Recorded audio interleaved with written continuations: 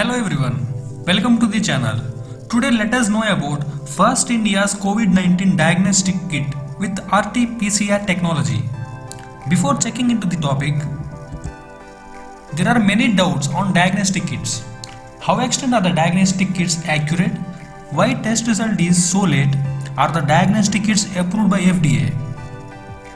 All the doubts is ruled out with a single innovation. You might be wondering why I have displayed the picture of a lady. Yes, she is the innovator responsible for designing first indigenous COVID-19 testing kit, PathoDetect. She is Mylab's research and development chief and her name is Minal Dakhave Bhosale.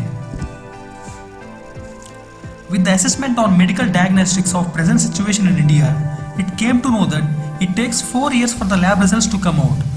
But with the help of this kit and the mass production, each test result can be obtained in 2.5 hours, whereas normal kit will take 7 hours of time.